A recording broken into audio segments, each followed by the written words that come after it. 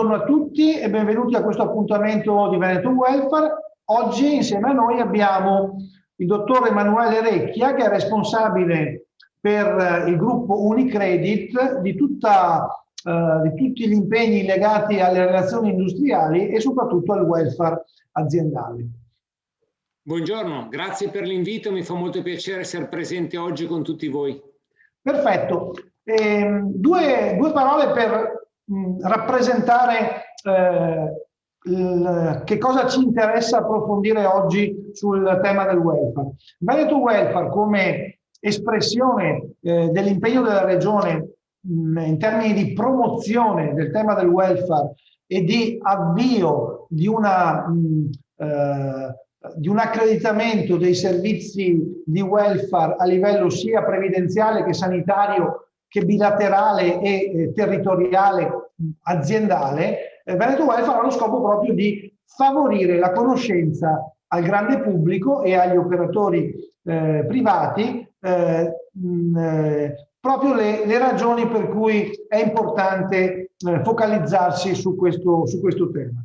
Due parole rispetto ai problemi del welfare. C'è un pilastro pubblico legato alla previdenza pensionistica che non può reggere il peso del taglio del budget annuale degli stati insieme ai fattori demografici. Di conseguenza il pilastro privato, sia contrattuale che non contrattuale, della previdenza complementare è quasi il tempo che diventi obbligatorio. Analogamente anche nel mondo della sanità abbiamo la stessa problematica, con la necessità di agganciare al pilastro pubblico un pilastro privato, contrattuale o non contrattuale, che aiuti, soprattutto lo stiamo sperimentando con la vicenda del Covid, che aiuti l'affronto dei problemi legati alla sanità. Poi abbiamo tutto un tema legato alla povertà sociale e al lavoro, che fa parte in qualche modo della parte centrale della vita, del ciclo di vita dei lavoratori. E infine abbiamo tutta una partita che si apre sul long term care e del welfare aziendale che sta cominciando a crescere come esigenza. In questo quadro è evidente che c'è uno spazio per gli operatori privati, sia contrattuali che non contrattuali, per coprire le esigenze che vengono dal mondo dei lavoratori e anche dal mondo dei non più lavoratori. La prima domanda è a Emanuele Recchia. Qual è la vostra idea di welfare e come l'avete svolta all'interno della domanda di welfare aziendale? Quindi andiamo a vedere qual è la vostra filosofia e come l'avete gestita all'interno della vostra impresa. Bene, allora grazie ancora una volta per l'opportunità, l'invito e per la domanda. Il welfare nel settore bancario ha una storia fatta di ricchezza e di tradizione. Tipicamente il settore finanziario e il settore bancario è uno dei primi settori merceologici che in Italia ha avviato politiche di welfare già tanto tempo fa.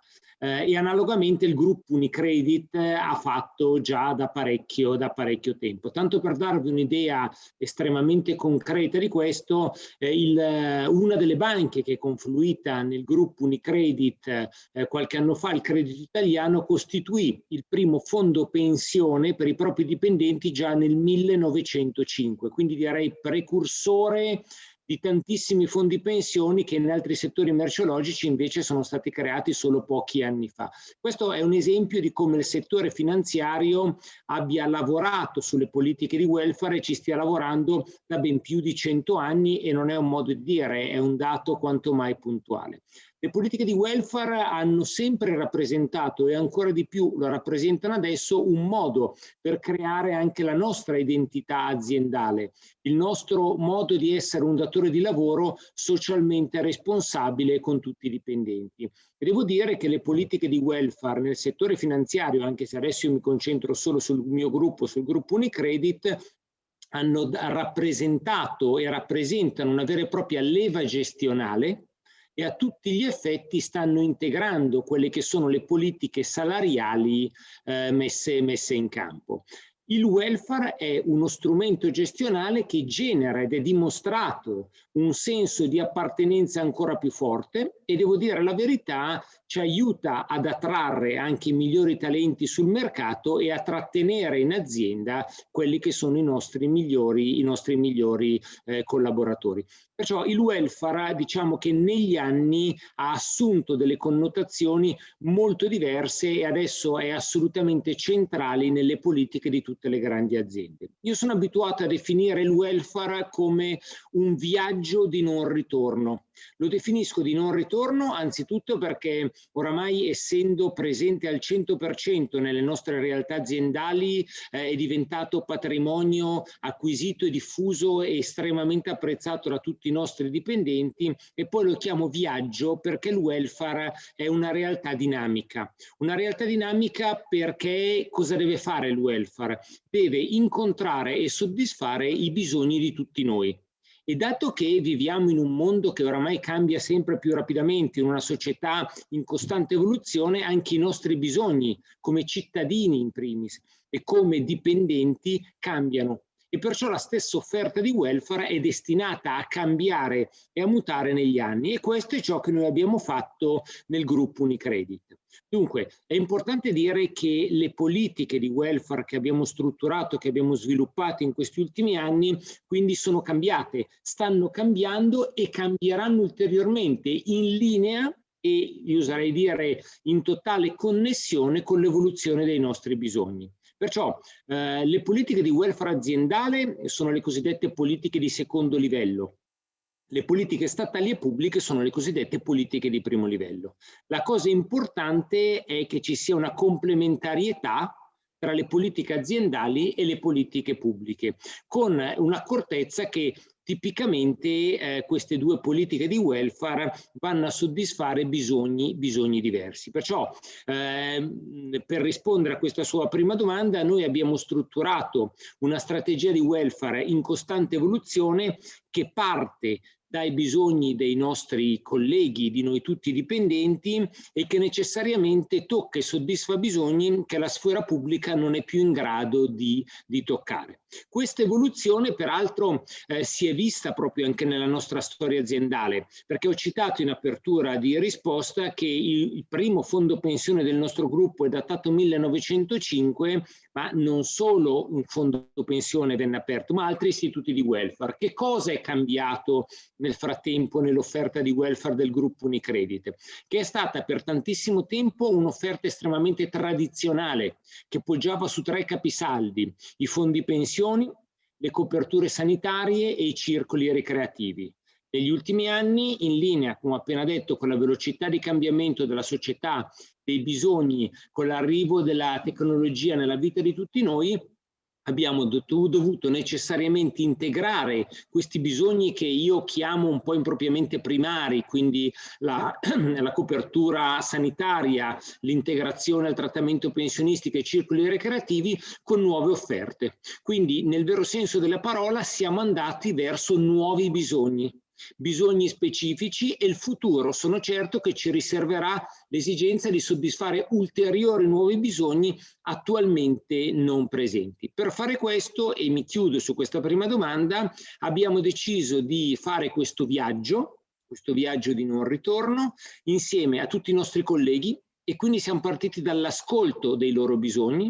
Abbiamo proprio strutturato dei momenti di ascolto globale, lo facciamo addirittura a livello internazionale, non solo a livello nazionale, in cui ascoltiamo da loro che cosa hanno bisogno, quanto apprezzino l'attuale offerta di welfare e soprattutto quanto la utilizzino, perché il welfare è tanto più efficace quanto più è conosciuto ed è utilizzato. Il secondo aspetto che ci ha aiutato tanto nello sviluppare le politiche di welfare è stato il costante dialogo con le nostre organizzazioni sindacali e aziendali. Abbiamo un vero e proprio comitato bilaterale con le organizzazioni sindacali, dove andiamo a discutere di quelle che sono le novità nella nostra strategia di welfare. Interessante. Per chiudere questa prima domanda, le chiedo proprio rapidamente 3-4 esempi interessanti in termini di innovazione e di attenzione rispetto al welfare dei vostri dipendenti. Sì, io prima ho citato i nuovi bisogni e se devo andare a clusterizzare i principali nuovi bisogni che ci sono, noi abbiamo identificato negli ultimi 3-4 anni anzitutto il cosiddetto work-life balance, quindi la conciliazione dei tempi di vita privata e dei tempi di vita professionale. Riuscire a garantire ai nostri dipendenti una miglior conciliazione della vita e della sfera familiare, personale, con l'attività professionale ha rappresentato uno dei core delle nostre strategie di welfare. Dopo cito la digitalizzazione. Noi viviamo in una società dove tutti quanti noi oramai, grazie anche alla digitalizzazione, riusciamo ad interagire come stiamo facendo adesso a distanza,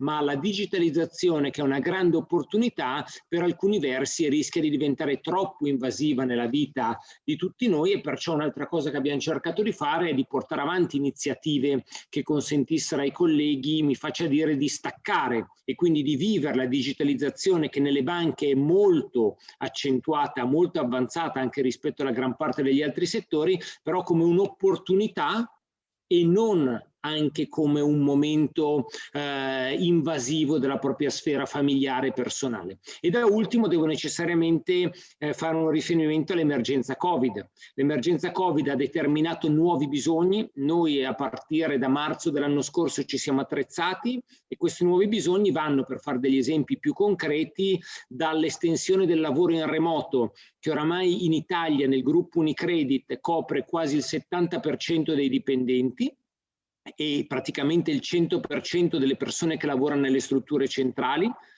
all'avvio di iniziative per il benessere psicofisico dei dipendenti. Covid sta portando a un impoverimento della socializzazione di tutti noi. Uno dei nostri obiettivi è stato quello di farci sentire vicini ai colleghi, di essere costantemente come dire, orientati a soddisfare quelli che sono i nuovi bisogni. Cito quindi il supporto psicologico gestito da società esterne, quindi da veri e propri specialisti che gestiscono le esigenze psicologiche in via totalmente riservata, quindi noi come azienda siamo un soggetto terzo, e devo dire che è un servizio molto apprezzato, è un servizio telefonico che abbiamo offerto ai nostri dipendenti.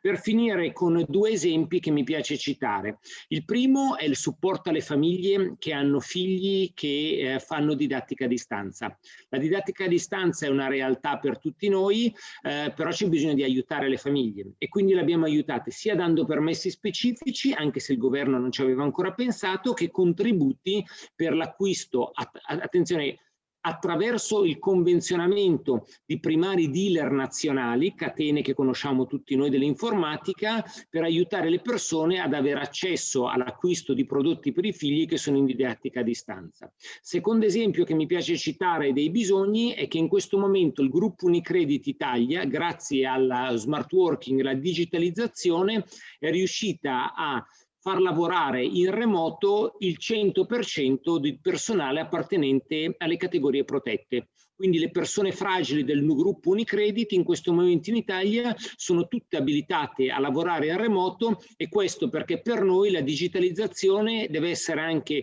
un'opportunità di integrazione per tutto il personale nel contesto operativo e produttivo.